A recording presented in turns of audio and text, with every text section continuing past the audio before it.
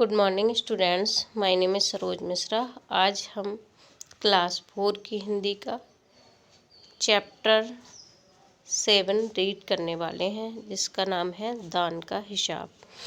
तो स्टूडेंट्स, इस स्टोरी में जो कठिन शब्द आए हैं वो मैंने कॉपी पे नोट कर दिए हैं और आपको उसका फ़ोटो दे दिया जाएगा। आप लोग अपनी कॉपी पर नोट कर लें। इस कहानी को आप लोग अपनी बुक में रीड करें और इस कहानी का जो सारांश है, दान का हिसाब कहानी का जो सारांश है, उसका अर्थ है, वो मैं आपको पढ़ा रही हूँ इस वीडियो में।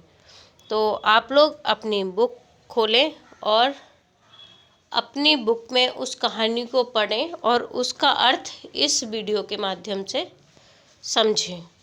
तो चलते हैं अपनी क्लास की ओर और पढ़ते हैं दान का हिसाब कहानी का सारांश। एक राजा था। वह कपड़ों के ऊपर हजारों रुपए खर्च करता था, लेकिन दान नहीं दे सकता था। उसके राज दरबार में गरीबों, विद्वानों, सज्जनों की कोई पूछ नहीं थी। एक समय की बात है, उस देश में अकाल पड़ गया। पूर्वी सीमा के लोग भूखे प्यासे मरने लगे। राजा के पास खबर आई, लेकिन वह यह कहकर सहायता देने से इनकार कर दिया कि यह तो भगवान की मार है, इसमें मेरा कोई हाथ नहीं है।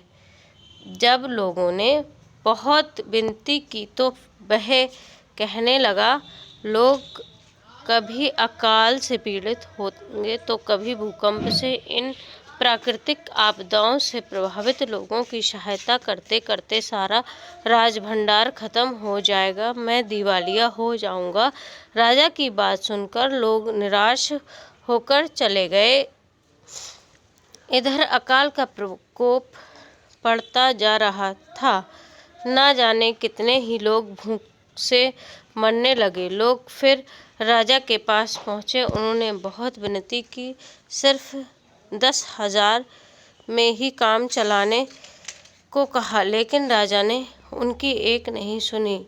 एक व्यक्ति से रहा नहीं गया, बोल पड़ा, महल में प्रतिदिन हजारों रुपए सुगंधित वस्त्रों, मनोरंजन और महल की सजावट में खर्च होते हैं। यदि इन रुपयों में से ही थोड़ा सा धन पीड़ितों को मिल जाए तो उनकी जान बच जाएगी। यह सुनकर राजा को क्रोध आ गया।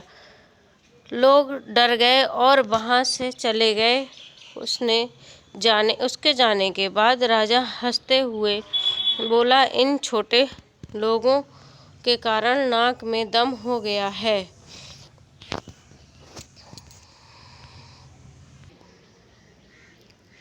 2 दिनों बाद राजसभा में एक बूढ़ा सन्यासी आया। उसने राजा को आशीर्वाद दिया और कहा, सन्यासी की इच्छा पूरी करो।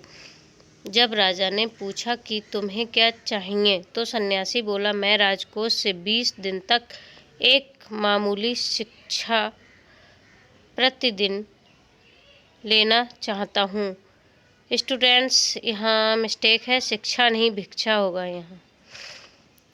मेरा भिक्षा लेने का नियम इस प्रकार है, मैं पहले दिन जो लेता हूँ, दूसरे दिन उसको दुगना, फिर तीसरे दिन उसका दुगना, फिर चौथे दिन तीसरे का दुगना, इसी तरह से प्रतिदिन दुगना लेता जाता हूँ।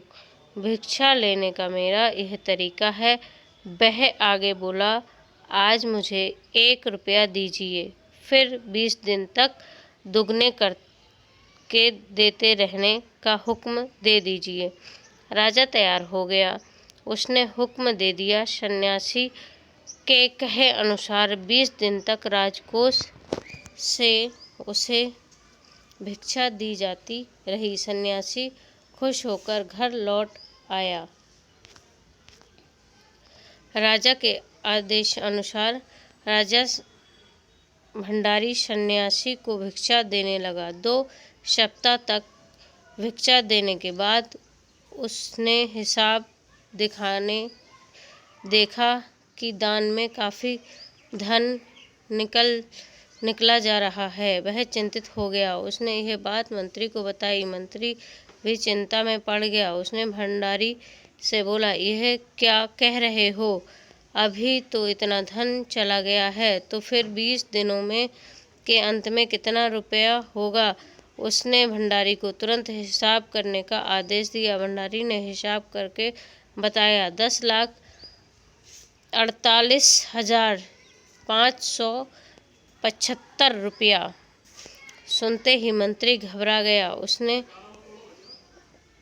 सभी उन्हें संभालकर बड़ी मुश्किल से राजा के पास ले गए। मंत्री ने राजा को बताया कि राजकोष खाली होने जा रहा है। जब राजा ने पूछा वह कैसे, तो मंत्री ने कहा, महाराज, सन्यासी को आपने भिक्षा देने का हुक्म दिया था, मगर अब पता चला है कि उन्हें इस तरह राजकोष के 10 लाख रुपए झटकने का उपाय कर लिया है। राजा के होश उड़ गए। राजा के आदेश पर सन्यासी को तुरंत राजसभा में बुलाया गया। उसके आते ही राजा रोते हुए उनके पैरों पर गिर पड़ा। बोला, मुझे इस तरह जान माल से मत मारिए। अगर आपको 20 दिन तक भिक्षा दी गई तो राजकोष खाली हो जाएगा, फिर राजकाज कैसे चलेगा? सन्यासी ने गंभीर होकर कहा, मुझे अकाल पीड़ितों के लिए केवल 50,000 रुपये चाहिए। वह रुपये मिलते ही मैं समझूंगा कि मुझे पूरी भिक्षा मिल गई है। राजा ने रकम कम करने को कहा, लेकिन सन्यासी अपने वचन पर डटा रहा। आखिरकार लाचार होकर राजकोष से 50,000 रुपये सन्यासी को देने के बाद ही राजा की जान बची। Thank you. Have a nice day.